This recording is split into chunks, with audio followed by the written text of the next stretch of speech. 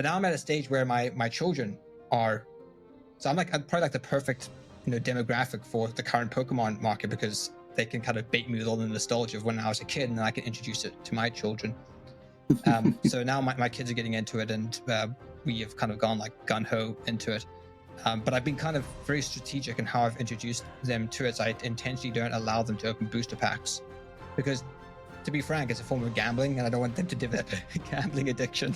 It's particularly when there's monetary value to be associated with certain cards. Then it is literally a slot machine, and this is not something I want my kids to be accustomed to. So we only buy singles, and the way I've gone about purchasing it is that I've almost done it like you would a living card game, where you build specific decks and you kind of make them balanced within each other. So my goal hasn't been to get the most powerful cards, it's just to get cards that Pokemon I think are interesting.